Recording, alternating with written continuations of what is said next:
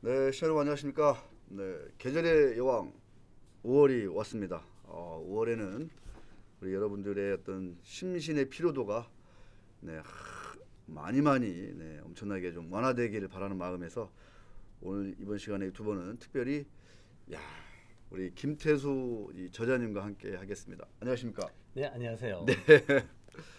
와, 비열한 시장 외로움에 지쳐 있는 그대에게. 이 책은 언제 쓰신 거예요? 이 책은 뭐 그동안 이제 미국에서 투자자분들 상담하고 교육했던 내용들, 그리고 그 이전에 이제 한국 시장에서 또 했던 그런 부분들 좀 모아가지고 네. 작년에 열심히 썼죠. 작년 가을에 열심히 써서 올해 3월에 출간이 됐습니다. 아마 그 주린이라든가 뭐 나이 드신 분들 지금 뭐 동학개미 운동이다 해가지고 열심히 주식시장 들어왔다가 지금 많이 지쳐 있으신 분들 야, 시장이 왜 이렇게 비열하지? 막 이렇게 느끼신 분들 많을 것 같아가지고 특별히 딱 와닿는 책이 있어서 우리 작가님을 특별히 모셨는데 우리 작가님은요, 우와 뭐 책만 쓰시는 게 아니라 아까 말씀드렸듯이 미국 세무사 자격증을 따신 연방 거예요? IRS 자격증을 땄죠. 연방 IRS? 예. 와우, 부럽습니다. 영어도 엄청 잘하신다는 얘긴데 와. 그리고 또 증권사에 또 오래 근무하셨다고. 도양증권에 좀 있었죠. 이제 뭐 도양증권에서 브로커 생활을 좀 했었고요. 브로커. 그리고 뭐 투자 자문사도 좀 거쳤고, 오. 시장에 여러 가지 주식 시장에 있는 여러 가지 분야에서 이제 일을 해왔죠. 근데 듣자니까 캠핑장? 예. 근데 거기 이제 이 비열한 시장이 막 다친 분들이 영혼이 다치신 분들이 한둘이 아닐 텐데 가서 좀 맞죠. 힐링 좀 하면 좋을 것 같아요.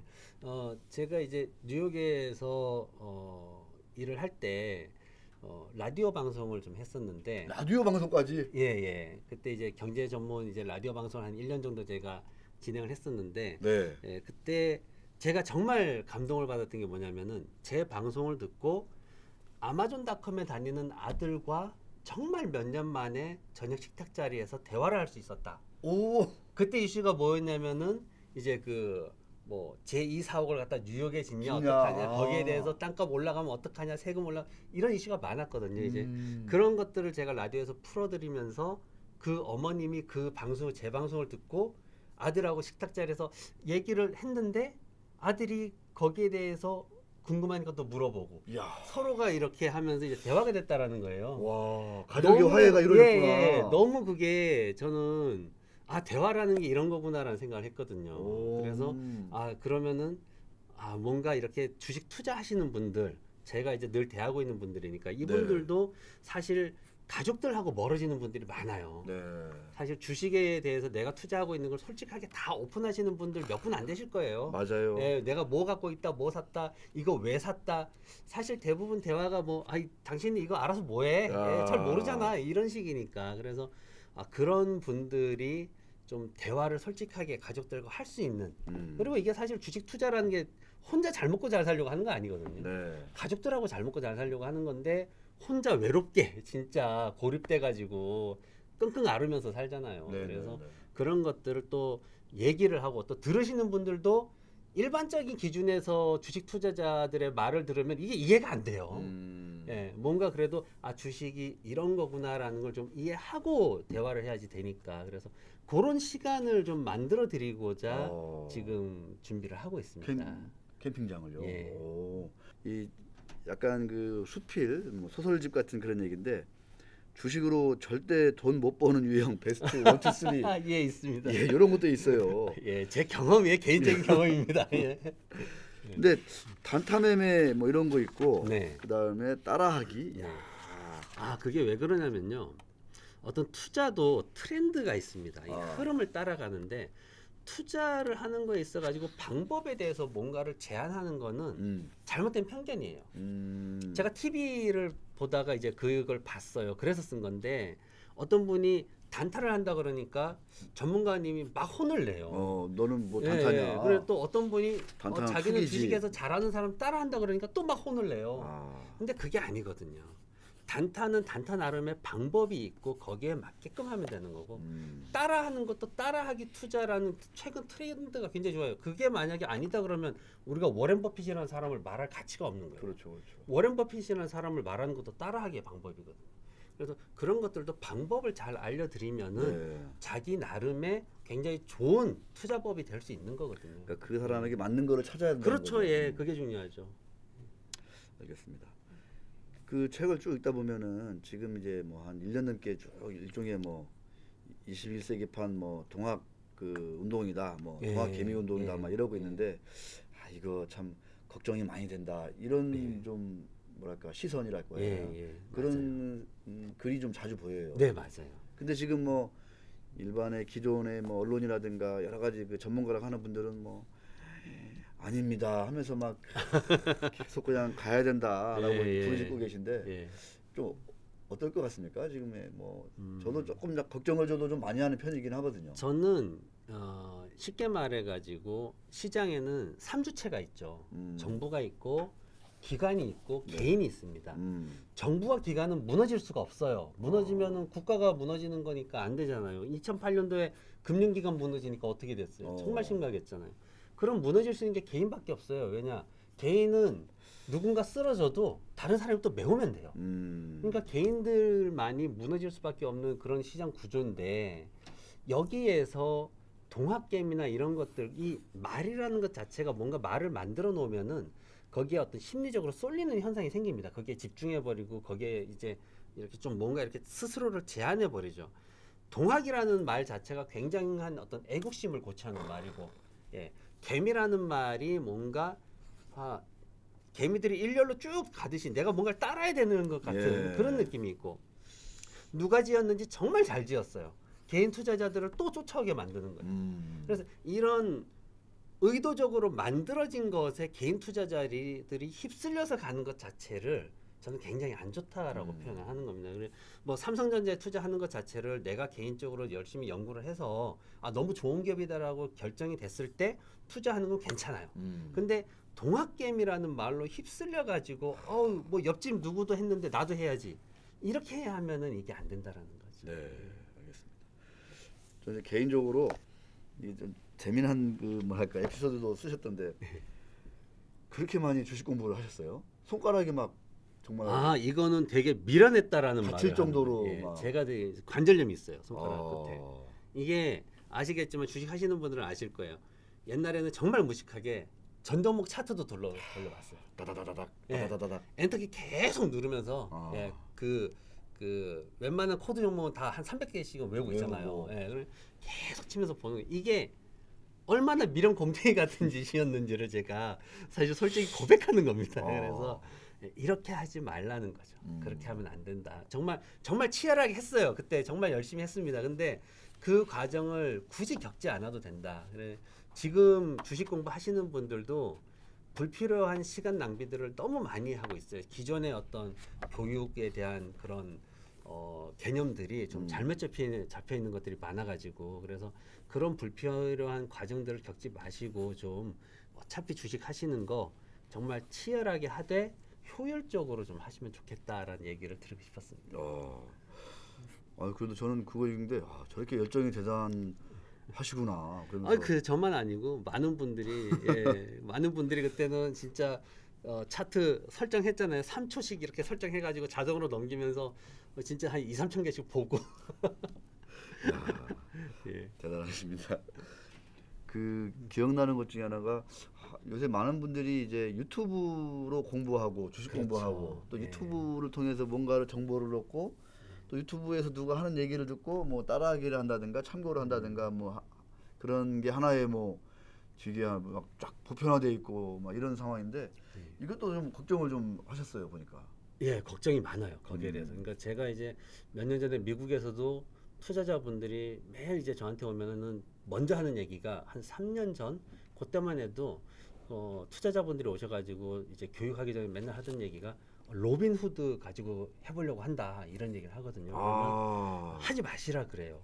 왜냐면은 부담이 없어요.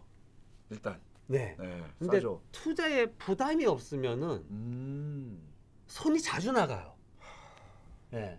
처음에 세웠던 계획 자체가 전략 자체가 많이 어그러집니다. 이게 자꾸 하다 보면 이게 습관이 돼요. 네. 그러다 보면은 잠깐 손실 나는 거 무시하게 되고 그거 쌓이면 굉장히 크게 되는데 그런 부분들도 있고 그리고 또 하나는 주식 투자라는 거는 절대로 그릇을 작게 해서 차근차근 갈 수 없는 시장이에요. 내가 모르니까 100만 원 가지고 하다가 돈을 뭐 10만 원 벌면 내가 500만 원으로 늘려보고 또 10% 벌면 내가 1000만 원으로 늘려보겠다. 이거는 정말 잘못된 생각이거든요. 내 그릇이 1000만 원이면 1000만 원으로 시작하는 거예요. 그 시작을 위해서 충분한 과정을 거쳐야 되는 거고 그렇게 돼야 되는 건데 유튜브나 이제 로빈후드나 이런 매체들을 통해서 공부하고 매체를 가지고 이제 그런 시스템을 가지고 매매를 하게 되면은 이게 너무 생각이 가벼워져요. 네. 생각이 가벼워지면은 그걸 이제 상식적으로 보면은 조금 빠지면은 이제 스스로가 이제 그 어떤 방어 기제를 발동하고 나를 갖다가 포장을 하게 되죠. 뭐냐면은 이 정도에서는 이론서에 보니까 누가 그러는데 손절매를 해야 된대. 그게 정석이래. 이게 이제 굳어버리는 거죠. 그렇게 하면 안 되는데. 예, 그때 전략이 충분히 짜진 다음에 들어가서 그걸 전략대로 해야 되는데 그게 아니라 순간순간으로 이런 생각이 이제 반복되다 보면은 습관적으로 돼버리는 거예요. 그러면 차트의 계좌 수익 곡선 자체를 관리를 안 합니다. 그때 스팟의 매매에 집중해가지고 그것만 가지고 생각을 해버리지 내 계좌 곡선이 어디로 가는지를 생각을 안 하게 돼요. 그래서 그걸 관리를 안 하면 결국은 나중에는 어느 순간 손실이 누적돼 있는 거죠. 예, 그리고 벌어야 되는 때에 추세를 타고 끝까지 밀어 올려야 되는데 그걸 못 해요. 잠깐의 두려움에 요만큼 먹었으니까 잘했어 나오고 그리고 나중에 지나 보면 나도 그거 샀었는데 항상 이런 소리 하잖아요. 그런 것 때문에 제가 그런 부분을 많이 염려를 하는 겁니다. 많은 분들이 유튜브를 하고 있어요. 그분들이 하시는 내용들이 뭐 나쁘다 좋다라고 말을 할 수는 없겠죠. 다들 나름 열심히 해서 하는 거니까. 그러니까요. 그런데 다만 중요한 거는 그거를 보시고 하실 때도 깊이 있게 그래도 좀 디테일하게 더 파고들어 보시고 하다못해 제품의 현장에 나가서 그 제품이 어떻게 팔리는지도 좀 보시고 그런 과정들을 좀 충분히 겪으면서 투자를 하시면 좋겠다라는 생각을 해봅니다. 이야, 대단하십니다. 유튜브로 이제 많은 분들이 정말 이 주식 투자 유튜브잖아요. 어떻게 보면 그렇죠, 지금 뭐 누가 뭐 증권사에서 제공하는 뭐 애널리스트 리포트를 보고 뭐 투자를 했다 이런 분들은 제가 작년부터 거의 찾아보지 못한 것 같아요. 그렇죠. 예, 오로지 뭐 유튜브에서 누가 스타인데 이 양반이 어떤 주식 얘기하더라. 주식은 뭐 사서 묻는 거다. 뭐 이런 얘기를 그렇죠. 거의 이게 그게 진리처럼 이제 안고 사니까. 근데 장이 워낙 좋을 때는 뭐 그래도 되니까. 그렇죠. 어떻게 보면. 근데 이제 그게 잠깐의 착시일 수도 있다라는 그런 걱정을 지금 많이 하고 계시는 것 같습니다. 그렇죠. 네. 자 이제 좀 더 이제 본격적으로 우리 김태수 세무사님과 함께 시장에 대한 이야기 또 뭐 세금에 대한 이야기 한번 해보도록 하겠습니다. 자, 그 뉴욕에서도 사실 세무상담 이런 거 좀 많이 해보셨어요? 그렇죠. 이제 법인 설립하시는 분들을 주로 많이 했고 이제 개인분들 세금 보고할 때 되면 이제 소득 어떻게 세금 내야 되나 뭐. 우리 느낌이 미국에서는 막 너무 그 막 세무청 국세청 이런 데가 IRS 너무 막 깐깐할 것 같고 거기는 막 평생 추적한다고 그러고 막 그러니까 맞죠. 걸렸다면 이제 평생 가는 거죠.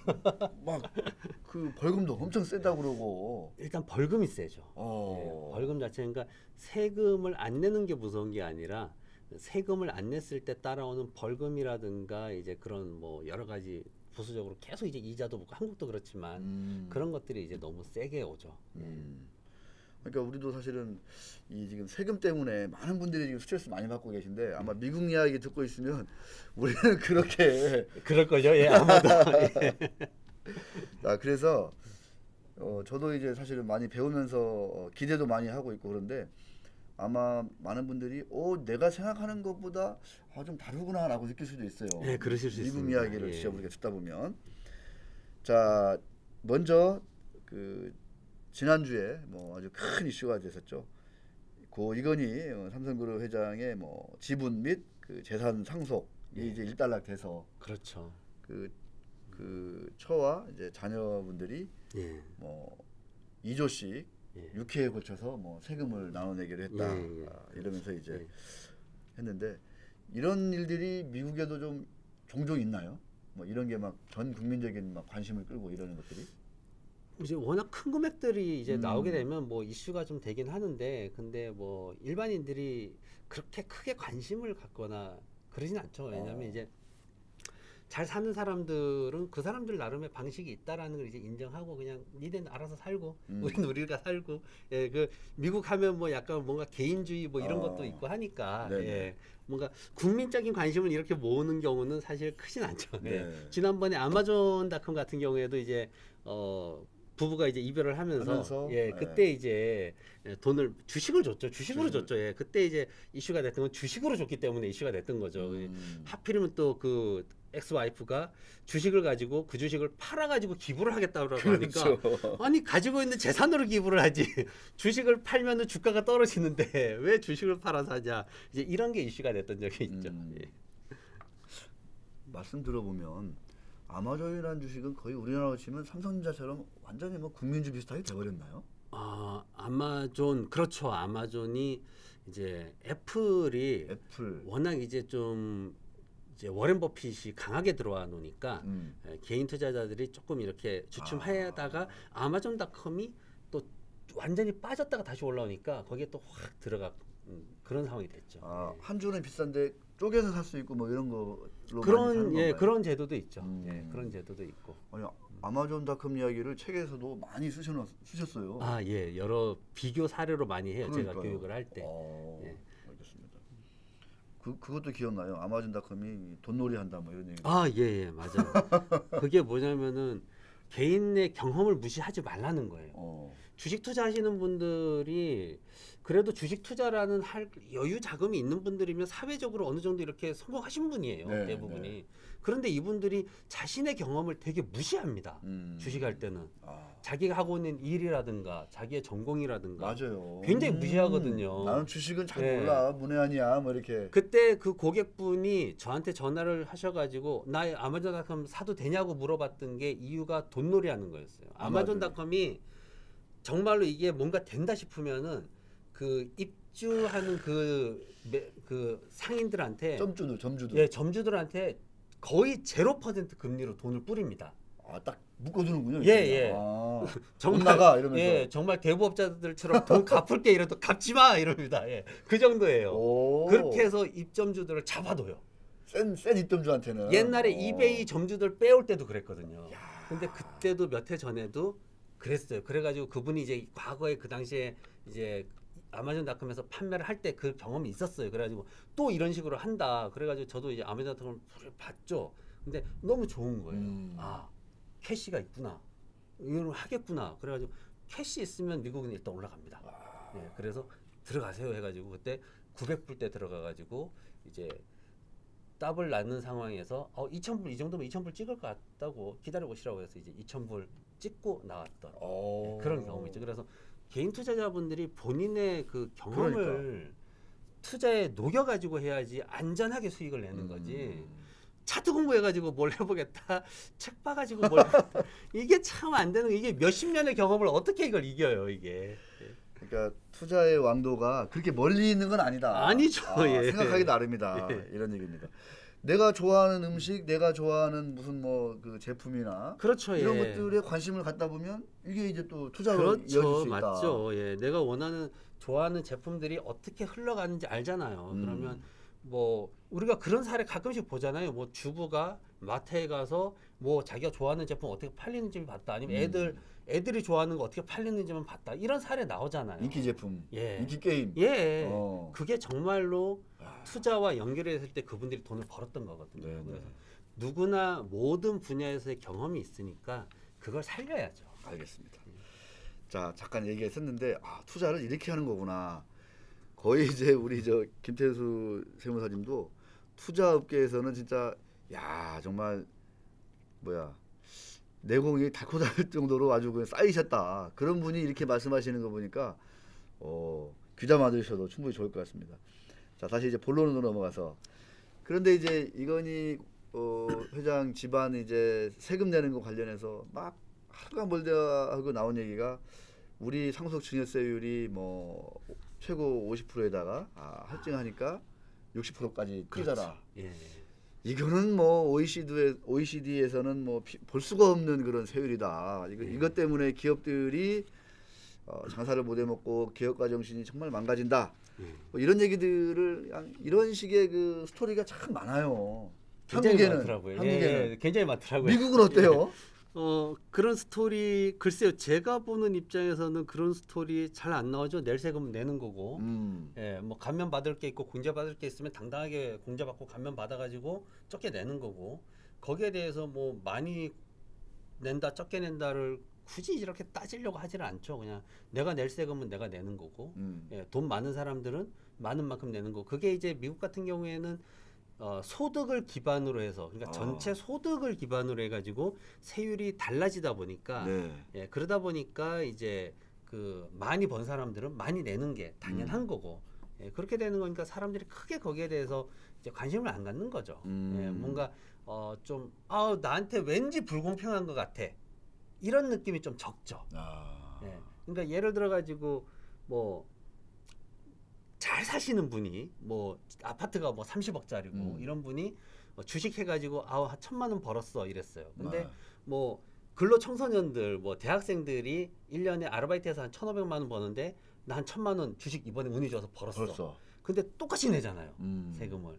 그러면은 상대적으로 이제 적게 번 젊은 친구들은 솔직히 이게 속상하죠. 예, 속상하죠. 똑같이 아예 그냥 나는 만져보지도 못하고 아예 딱 그냥 빼버리고 예. 그리고는 남은 돈만 주니까. 근데 미국 같은 경우에는 이제 그 30억 재산이나 이런 것들에 대해서 모두 포함해서 감안해서 세율을 예, 그렇게 높게 정해버리니까 이제 서로 뭔가 이렇게 상대적인 어떤 그런 갭이 좀 적죠. 서로가 느끼는 게.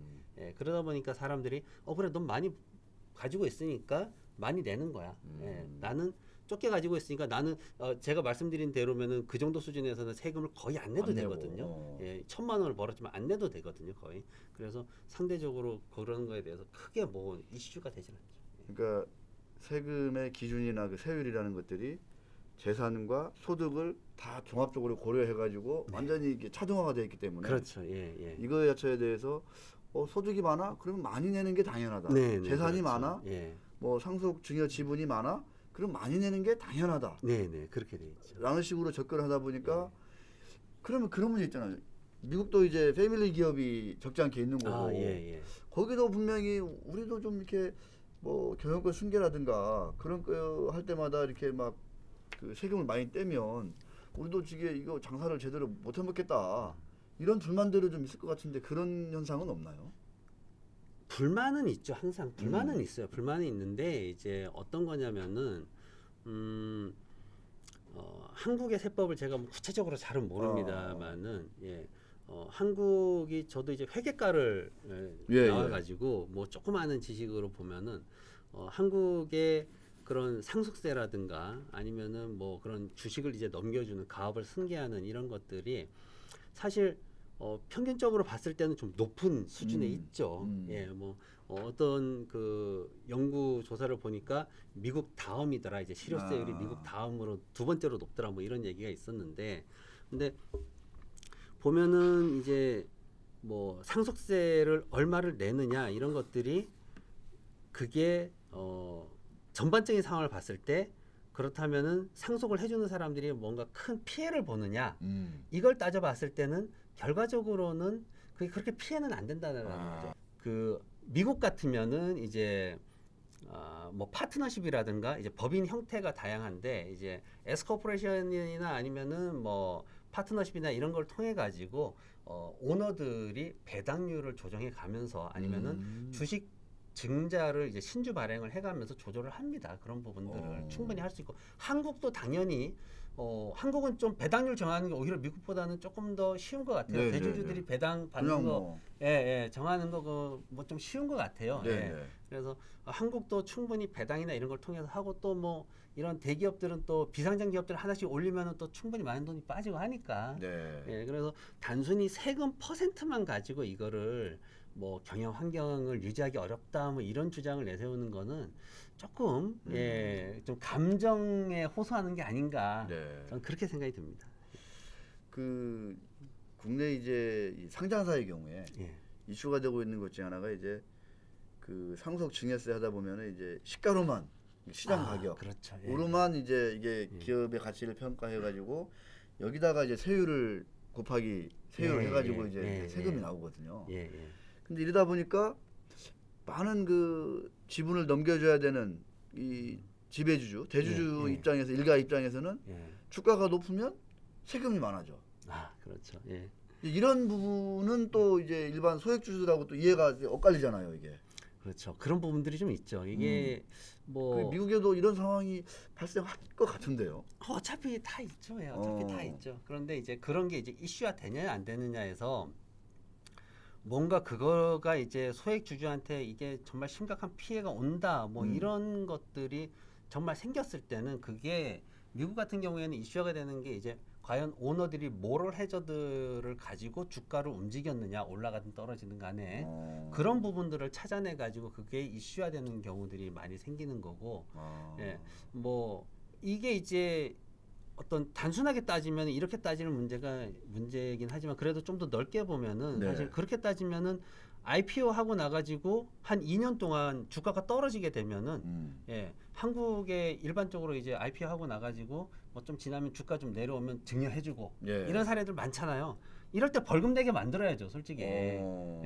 그렇게 형평성을 맞춰줘야죠. 그 이 주장이 맞다면 이 그룹사나 재벌들이 이런 주장을 하게 된다면 당연히 그런 제재도 따라와야죠. 예, 그들이 정말 저가로 그렇게 세무적으로 계산해가지고 세금 조금 내가면서 증여하는 것들에 대해서도 벌금을 매기게 형평성을 맞춰주는 게 맞는 거고 그렇기 때문에 그들이 이제 뭐 이런 것 그렇게 뭐 페어마켓 밸류 이제 시장 가치로 당연히 미국은 전부 시장 가치입니다. 페어마켓 밸류로 따지는데 그런 것들을 가지고 뭔가 너무 높게 책정돼 가지고 우리가 뭐 어떤 신문 기사 보니까 3세대만 넘어가면 회사 뭐, 날아간다 이러더라고요. 날아간다. 예. 그동안 배당받고 그동안 신주 발행하고 그동안 새끼친 거 따져보면은 그게 얼만데 이제 그런 거를 이제 단순하게 따져가지고 정말 그 일반화의 오류를 만들어 버리는 거죠. 그렇게 따져서는 이게 정확한 상황을 인지하기는 어렵다라고 보여집니다. 네, 그 좋은 말씀하셨는데 사실 이제 그러다 보니까 우리는 사실은 이제 그 역시 시장 가격으로 이제 세율이 정해지는데 이거에 대한 규제가 없어요. 그러다 보니까 세금 적게 내려고 막 누르다 보면은 PBR이 막 0. 멀쩡한 회사인데 0.2, 0.23 갑니다. PBR이. 그렇죠. 그러니까 이런 것들은 누구한테 이제 호소를 해야 되나 이런 거예요. 이 페어마켓 밸류라는 거가 그 사실 이제 좀 한국 시장에서는 두려울 수밖에 없어요. 예, 왜냐하면 우리가 누구나 알잖아요. 아파트 팔 때 싸게 내놓는 사람 없잖아요. 예, 옆집이 1억에 팔렸으면 우리는 1억 500에 내가지고 500만 원 서로 절충해가지고 1억에 팔자. 호가 계속 올리잖아요. 개인이 호가를 계속 올리는 시스템 아니에요. 주식도 마찬가지잖아요. 주식도 일반적으로 한국 주식이 조금 더 변동성이 크게 위쪽 아래쪽 거품이 양쪽에서 조금 더 생긴다라고 우리가 알고 있잖아요. 그런 거품이 있는 걸 뻔히 아는 상황에서 페어마켓 밸류? 그러면 거품 들어가 있잖아. 이런 두려움이 있는 거죠. 예, 근데 이제 페어마켓 밸류로 계산했을 때 뭔가 재무제표상에 뭔가가 달라져가지고 투자자들한테 피해가 온다. 예, 하지만 뭐 단순하게 배당할 때도 똑같아요. 배당 전에 주가 올라가다 배당 딱 하는 날 되면 주가 툭 떨어지고 하지만 그 가격은 다시 제대로 된 밸류에이션 위치로 돌아오잖아요. 예, 이것도 마찬가지라고 봐요. 스팟으로 보면은 그렇게 피해를 본다라고 말을 할 수도 있겠지만 이 주식시장은 계속 흘러가는 거니까 그 흘러가는 흐름을 봤을 때는 다시 가치를 찾아서 올라온다라고 봅니다. 저는. 네, 알겠습니다. 참고로 이제 미국 뭐 세금 이야기 좀 해볼 텐데 바이든 행정부 들어오자마자 예상대로 뭐 인프라 투자까지 또 뭐 교육 관련된 투자까지 막 엄청나게 하겠다 하면서 법인세 인상 얘기, 그다음에 뭐 부자 증세 이런 얘기들 쭉쭉 나오고 있어요. 그러면 이제 우리 같은 경우에는 막 대한상공회의소, 전경련 막 등등에서도 그렇죠. 이제 예, 열심히 예. 자료를 내고 할 것 같은데 예. 미국 현지에서의 반응이나 뭐 우리 저 그 아시는 분들 이거에 대해서는 어떤 좀 의견들이 나오고 있어요? 아, 이게 이제 그러니까 항의하는 방법이 좀 차이가 있습니다. 항의를 하는 방법의 차이. 예. 미국 같은 경우 이제 한국 같은 경우에는 이제 말씀하셨듯이 이제 들고 일어나서 목소리를 높이죠. 네. 예, 근데 미국 같은 경우에는 이제 일단 지역 그 주 의원이나 이런 분들한테 이제 전화를 하죠. 전화를 항의 전화를 하죠.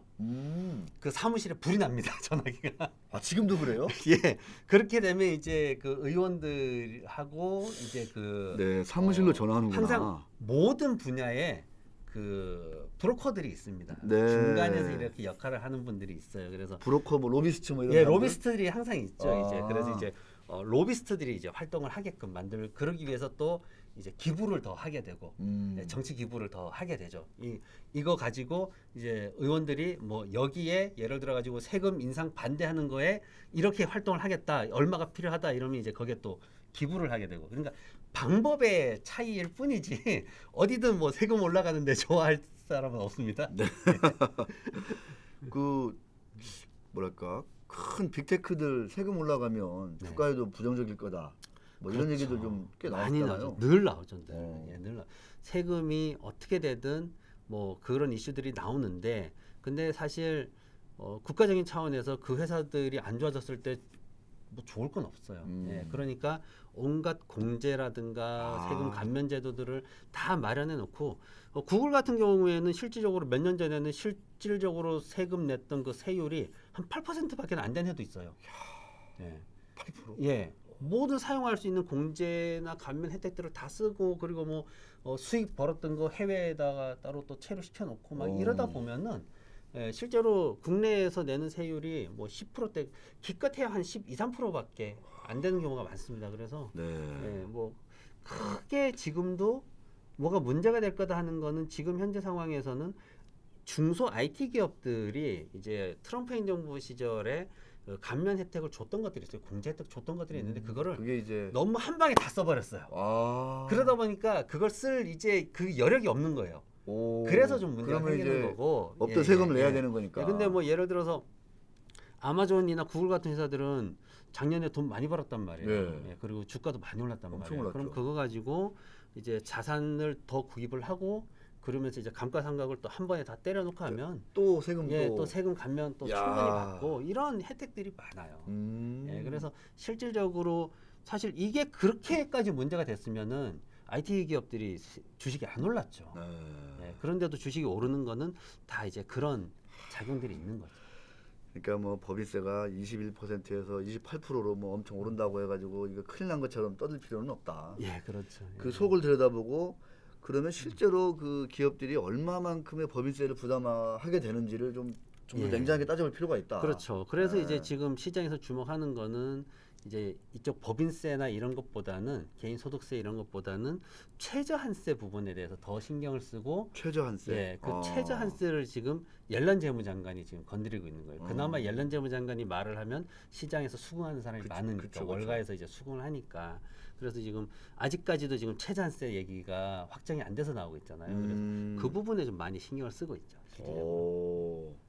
이게 이제 올라갈 수가 있다. 왜냐하면 그동안 한 뭐 12% 정도 내고 아니면 뭐 작게 7, 8% 내다가 이제 미니멈으로 15%는 무조건 내야 된다 이래버리면 그게 이제 순이익이 확 떨어지는 거니까 이제 거기에 신경을 좀 쓰고 있죠. 야, 그렇게 가는 방향인가요 지금 흐름은? 옐런 재무장관이 공식적으로 선언을 했기 때문에 네. 아마도 진행이 될 거다라고 다들 생각을 하고 있죠. 그걸 이제 지금 최대한 잡음이 없게끔 물밑 작업을 계속 하고 있다라고 지금 나오고 있거든요. 예.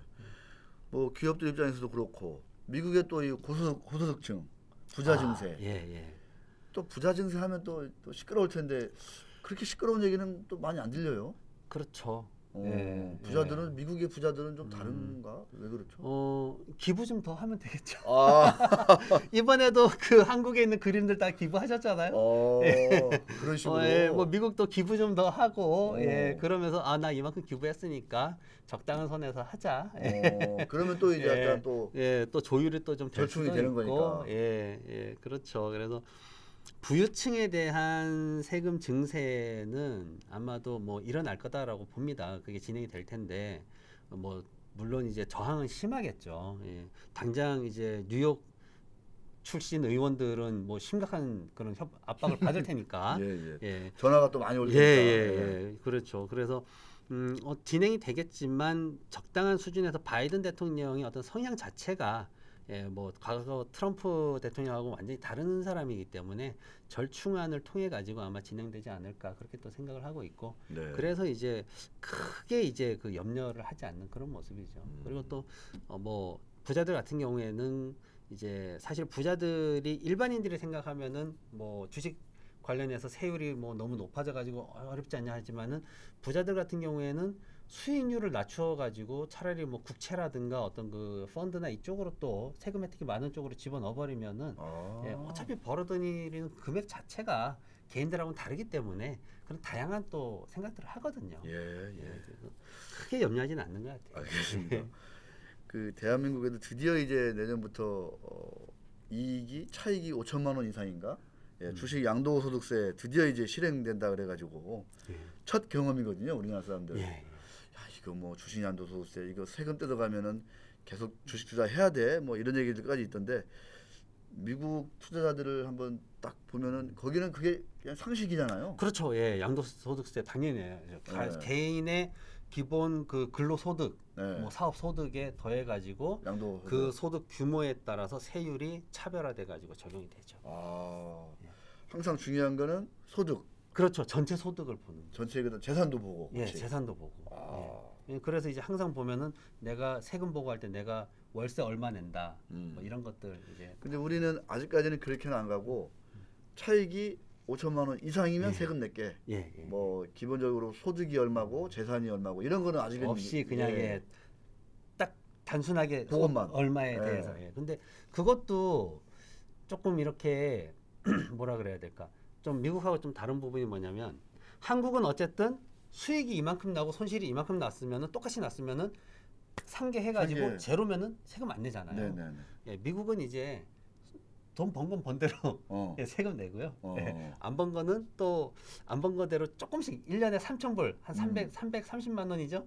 그 정도밖에는 또 세금 그 공제를 못 받아요. 손실에 대해서 굉장히 그 공제를 작게 받습니다. 그걸 이제 쭉 길게 받는 거예요. 그러니까 그런 받긴 받는데 조금씩 쪼개서 그런 측면으로 생각했을 때는 그래도 한국이 아직은 좋다. 그러니까 작년에 어떤 분이 저한테 공제가 손실 금액대로 다 되는 줄 알았어요. 많은 분들이 이제 올해 이제 소득 그 세금 신고할 때 이제 텍스 리펀 신고할 때 저한테 문의 주신 분들이 사실 작년에는 주식에서 돈 버는 분들이 그래도 꽤 있어요. 근데 올 초에 깨먹은 분들이 많아요. 그러니까 작년에 10만 불 벌었는데 올 초에 7만 불을 날린 거예요.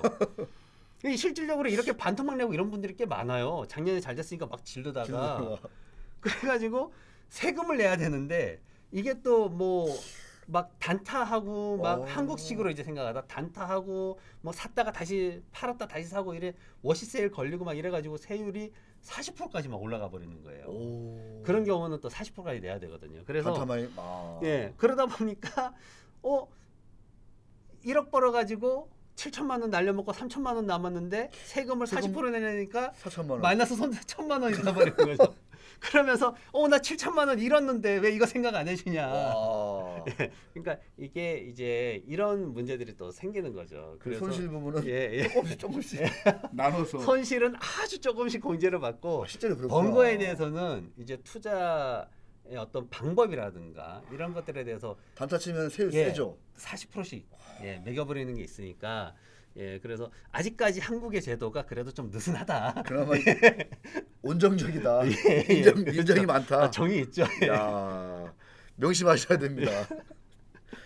단기 매매 막 했다가는 강 PD 단타 많이 치면 40%는 세금이.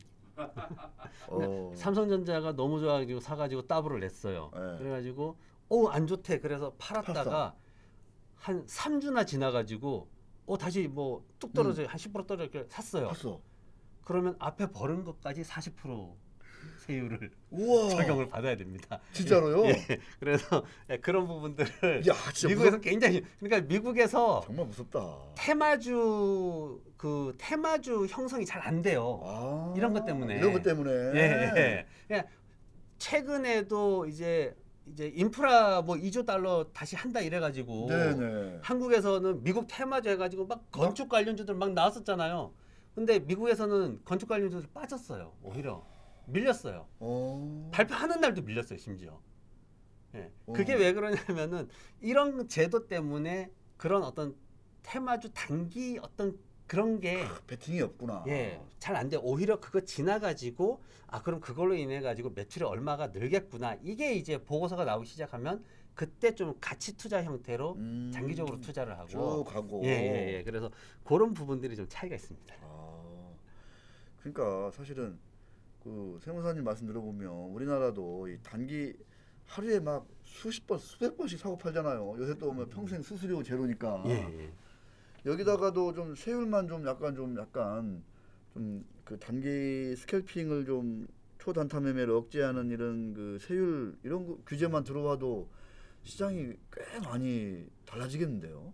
저는 규제는 별로 원하지 그러니까 규제가 아니라 그 세율만이라도 좀 이렇게 예. 새로 들어오면 뭐 조금 줄이는 효과는 있겠죠. 근데 또 그걸 하시는 분들은 또 굉장히 속상하죠. 맞아. 예, 그걸 하시는 분들은 굉장히 속상해지니까 어쨌든 저는 시장의 규제나 이런 거는 사실 좋아하지 않는 편입니다. 예를 들어서 뭐 공매도 이슈가 있잖아요. 네네네.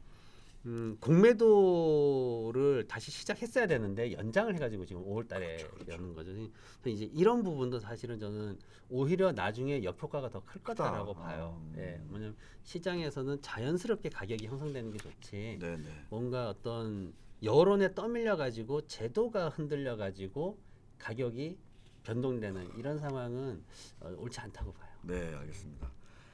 또 떠밀리고 그래가지고 일부 지금 제한적으로 허용한다 지금 이렇게 공매도를 이렇게 되어 있습니다. 큰 종목들 위주로.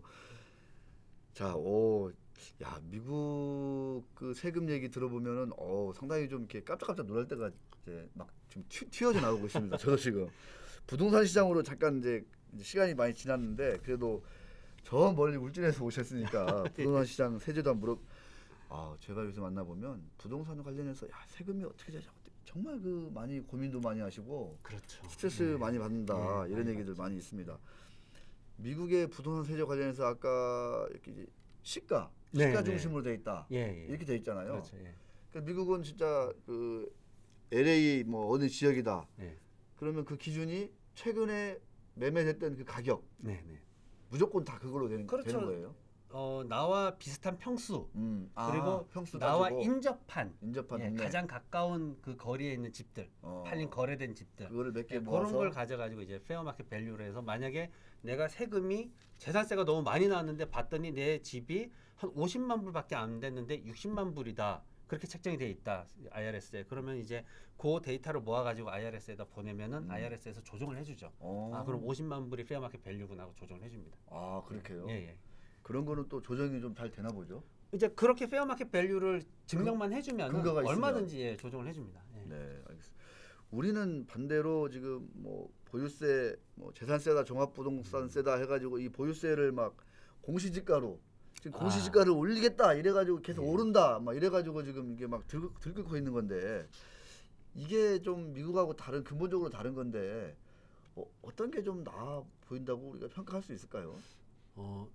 그러니까 제 개인적인 생각을 말씀을 드리면은 세무사 입장에서 개인적으로 말씀드리면은 그래도 한국이 참 좋다라는 생각 많이 합니다. 역시. 일단 그 상속세 가기 전에 재산세 먼저 봐야 돼요. 재산세. 네, 재산세가 평균적으로 1.3%입니다. 그것도 역시 시가 기준이에요. 1.3%에는 절반이 재산세고 절반이 이제 그 스쿨텍스라고 해서 교육세. 그렇게 이제 구성이 되어 있습니다. 이게 높은 지역은 한 3.5%까지 잡아놓은 데도 있어요. 뭐 예를 들어서 그런 거예요. 지난 2008년도에 이제 부동산이 몰락을 했잖아요. 그러다 보니까 이제 부동산 그 지역에 거주하는 주민이 뒤섞여 버렸어요. 근데 돈 많으신 분들이 보기에는 너무 기분이 나쁜 거야. 우리 동네 너무 잘 만들었는데 왜 저소득층 사람이 들어왔지? 들어와. 그래가지고 이 사람들이 이사를 갑니다. 그 옆에 지역으로 이사를 가가지고 카운티에다 신청을 합니다. 우리 재산세를 3.5%로 올려주세요. 올려줘. 뭐 3% 만들어주세요. 돈 적은 사람들 못 들어오게. 못 들어오게. 예. 실질적으로 진짜 뉴욕에 거주를 하시다가 미국은 그것 독특하네요. 때문에 화나가지고 뉴저지에 이사 가지고 그렇게 만들어 놓은 분들도 있어요. 아, 그래서 그런 뉴저지, 사례도 뉴저지 있어요. 집값이 예, 많이 예. 올랐다고 또. 그래가지고 얼마 전에 TV에 뭐 이런 비슷한 사례 한국에도 있던데 어. 아니, 그러지 말고 세금 더 내시고 그냥 모여 살면 되는데 모여 살면 되는데. 왜 없는 사람을 그렇게 핍박을 하시나 어. 이런 생각했거든요. 그래서 재산세가 일단 그렇게 굉장히 한국이 좋다라는 거. 어. 예, 뭐 20억 아파트에 살고 있으면은 1년에 얼마 내야 돼요? 한 1,300만 원 내야 되잖아요. 재산세만. 예, 그러니까 실거주 그리고 실제 경제 활동을 활발히 해서 소득을 내는 사람들이 거주를 해야 된다라는 그 개념이 있는 거죠. 예, 그래서 그게 중요한 거고 또 하나 이제 두 번째는 보셔야 될 게 뭐냐면은 그 수수료 얘기 많이 나오잖아요. 네. 한국이 0.9%잖아요. 중개 수수료. 수수료. 미국은 6%예요. 에? 예. 부동산 중개소가? 네, 이제 매수 쪽 브로커, 매도 쪽 브로커 해가지고 뭐 이것저것 해가지고 이제 그 수수료가 6%입니다. 6%. 6%? 예. 야, 이사 못 가겠다. 이사 법적으로 못 가. 정해져 있습니다. 예. 그러다 보니까 함부로 이사 안 갑니다. 이사를 갈 수가 없어. 함부로 안 사요. 오. 예. 여기는 왜 이렇게 높아요, 수수료가? 이유가 있을 텐데 또 그만한. 글쎄요, 사실 저도 그 이유를 정확히 모르겠어요. 저도 이제 미국에서 집을 샀지만은 야, 내가 이거 이렇게 되고 내가 집 사야 되나 생각 많이 했고 이 사람들이 이렇게까지 일을 하나? 뭐 변호사가 사인 하나 하는데 이렇게까지 힘드나? 야. 이 생각 많이 했어요. 예. 그래가지고 뭐 로비의 결과물인가? 이게 뭐 1억짜리 집 샀는데도 600만 원 내야 되거든요. 진짜. 굉장히 한국이 복 받은 나라예요.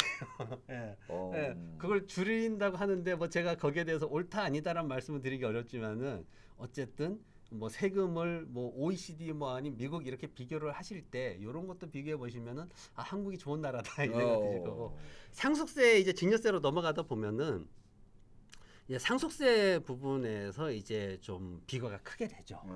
예, 왜냐면은 이제 미국 같은 경우에는 지금 현재 법 기준으로 해서 트럼프 대통령이 올려가지고 전직 대통령이 올려가지고 130억까지 예, 비과세로 평생에 걸쳐서 전체 금액이 130억까지는 비과세가 됩니다. 그러면 뭐 웬만한 중상층들은 거의 괜찮죠. 뭐, 예, 네. 다 공짜로 한다고 봐야 되죠. 그리고 웬만한 중소기업 가지고 있는 분들도 그냥 넘긴다고 봐야 되고 예, 그런 수준이죠. 근데 이제 한국 같은 경우에는 이제 그렇지를 못하게 못하죠. 되죠. 예, 네. 그래서 뭐 공제 받는 게 뭐 부부 간에 넘기면 몇 억이죠? 5억인가 6억인가요? 뭐 제가 네. 정확히는 모르겠습니다. 5억, 예. 6억? 예. 뭐그 정도 이렇게 받는 거 외에는 사실 크게 공제받는 부분은 없거든요. 미국과 비교했을 때는 정말 미미한 수준이고. 그러니까 상속세 공제 규모를 좀 많이 올려야 될 것 같아. 현실적으로 보면. 좀 중산층이 그래도 버틸 수 있는 근간이 아닌가 저는 그렇게 생각을 해요. 예, 미국에서 봤을 때 그래도 상속세에 대한 부담이 좀 적다 보니까 중산층들이 그래도 자기 직장 잘 유지하고 있으면 이제 중년이 됐을 때 이렇게 무너지지 경제적으로 이제 뭔가 잘못됐을 때 무너지지 않고 그래도 버틸 수 있는 기반이 돼주니까 그런 측면에서 이게 좀 미국의 어떤 그런 상속세 제도가 그렇게 크게 공제해주는 부분이 긍정적으로 작용을 하고 있지 않나 저는 그렇게 생각하는 거죠. 그래서 뭐 한국의 어떤 세율이나 이런 것들이 좋다 나쁘다라기보다는 미국의 그런 공제가 긍정적인 역할을 하고 있다. 그 얘기는 드리고 싶네요. 네, 130억이나. 예. 자, 이제 또 이제 집을 여러 채 가지고 계신 분들, 이른바 이제 다주택자분들에 대한 양도세 중과. 야, 이것도 너무 좀 뭐 부담이 크다 해가지고 지금 이제 여론이 워낙 안 좋다 보니까 이런 것도 이제 점차 이제 완화되고 그럴 것 같은데. 미국 사회에서 이 다주택자 어떤 뭐 세금 부분은 좀 우리하고 좀 많이 다른가요? 아니 거기도 좀 미국은 일단 이제 그 양도세를 면제받는 조건이 있습니다. 뭐냐면 최근 5년 내에 2년 이상 실거주를 했으면 그게 이제 본인의 한 채, 한 채만 가지고 있는 그런 케이스. 그럴 경우에는 감면을 많이 받죠. 예, 거의 뭐 안 내다시피 이렇게 받죠. 근데 뭐 두 채 있을 경우에는 또 그게 줄어들고 그 조건에 충족돼도 줄어들고 이제 그런 게 있죠. 그래서 기본적으로 실제 거주를 원하는 사람이 그 집을 살 수 있게끔 하려는 의도가 있죠. 그 부분에 대해서는. 예, 그래서 2년 거주 조건을 맞추지 못하면 그만한 또 세금이 가중되는 그런 것들이 있어서 음. 그 부분은 글쎄 한국이 뭐 그쪽으로 좀 이렇게 움직여 가는 것 같아요. 그런 네네네. 쪽으로. 아, 미국도 2년 거주 이런 조건이 예, 있구나. 되게 까다롭습니다. 예, 어. 되게 까다로워요. 뭐 5년 예, 내에 2년. 예, 2년을 갖다가 어떤 기간을 뭐 합쳐서 할 수도 있는 조건들이 있고 아니면 정말 처음부터 끝까지 2년을 꽉 채워야 되는 조건도 있고 뭐 중간에 어쩔 수 없이 뭐 누가 아프다거나 뭐 아니면 뭐 네. 직장이 어떻게 된다 이런 조건들도 생길 수 있으니까 어. 그래서 그런 어떤 예외 조항들도 있고 이제 여러 실제 가정사에서 일어날 수 있는 여러 예외 조항들도 많이 있죠. 예. 와우. 2년 거주는 뭐 한미 공통적으로 네, 아주 상당히 중요한 기준이 되고 있다. 이렇게 말씀해 주셨습니다. 아, 미국 사회도 뭐 최근에 그 LH 사태 이런 거 좀 가끔 나와요. 미국에는 이제 부동산 땅 가지고 막 관련해서 장난치는 사람들. 프로젝트 파이낸싱을 아, 많이 하잖아요. 미국이 이제 특히 이제 사고 많이 나는 게 이제 이민자들 대상으로 투자 이민 받으면서 프로젝트 파이낸싱하는 부동산 개발. 아, 여기에서 이제 사고가 많이 나죠. 예, 예. 그런 것들이 좀 많이 있습니다. 그리고 뭐 거기 사기도 많이 치고 예, 이민자들. 프로젝트 파이낸싱 관련해 가지고 이렇게 안 좋은 사례들은 늘 뭐 크고 작은 것들이 나오는 것 같아요. 네, 알겠습니다. 오, 저도 참 긴 시간 많이 배웠는데 마지막으로 지금 뭐 사실은 뭐 코로나19 시대 글로벌하게 재테크 광풍이잖아요. 그렇죠. 글로벌하게. 예, 뭔가 안 하면 안 될 것 안 같은. 될 것 같아요. 정말 안 하면은 완전히 낙오될 것 같은. 그래서 열심히 재택근무하면서 아니면 직장도 없이 뭔가 지원금 받으면 열심히 주식 사고 있다 이런 얘기도 있는데 이 주식 투자 하나의 이제 거의 뭐 이제 선택이 아니라 그냥 이제 필수가 되고 있는 하나 생활이 되고 있는 이런 분위기마저 감지되는데 그렇죠. 예. 어떻습니까? 또 일각에서는 또 막 이 부동산 투자 막 이것도 막 너무 치솟아가지고 이것 때문에 아 그래도 더 늦기 전에 뭐 연끌해야 된다 막 이런 얘기도 많이 있고 한데 미국에서 이제 뭐 자산가들이라든가 여러 가지 뭐 사업하시는 분들 많이 상담도 하시고 계신데 우리나라 이 주식 하시는 분들 또 그냥 주식 좀 벌어가지고 여기다 연끌해가지고 막 집 살려고 하는 양반들 젊은 사람들 좀 뭐랄까요 코치라고 해야 되나 좀 코멘터리 있으면 좀 해주시죠. 요새 이제 그런 질문 되게 많이 받습니다. 젊은 분들이 이제 문의 주시는 분들이 좀 있거든요. 이제 뭐라 그럴까요? 이 주식 투자가 한국 분들도 이제는 주식 투자를 어쩔 수 없이 해야 되는 상황이 됐잖아요.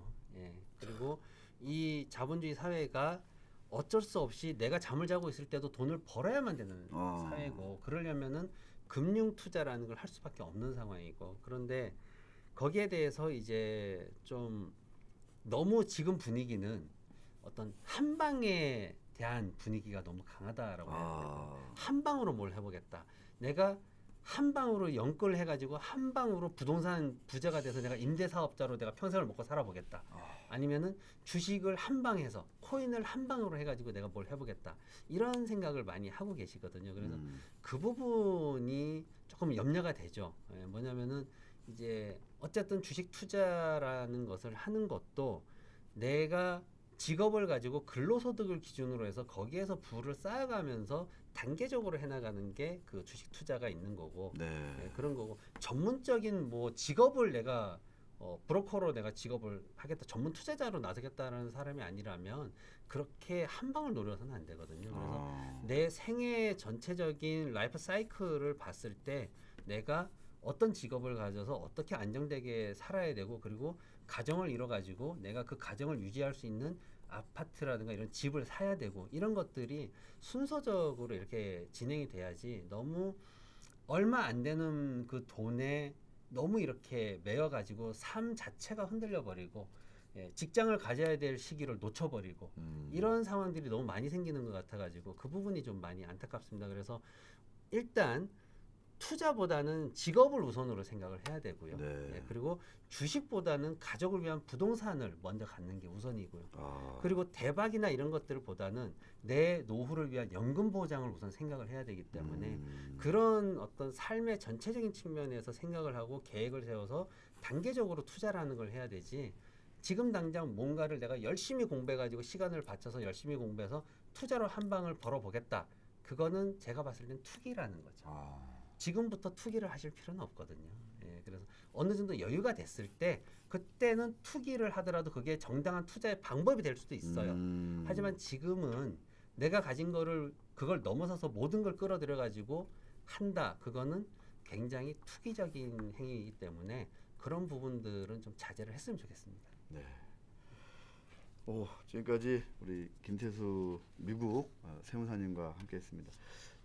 저 작업 중이신 캠핑장도 잘 마무리하셔가지고 아 예. 이 시장에서 많이 좀 힘드신 분들, 예. 뭐 지치신 분들, 피곤하신 분들 와가지고 많이 힐링하는 그런 캠핑장으로 됐으면 좋겠고, 뭐 미국에서 하시는 여러 가지 좀 컨설팅 일이라든가 뭐 이런 일도 좀 잘 되시길 바라겠습니다. 네. 오늘 와서 고맙습니다. 네, 고맙습니다. 네.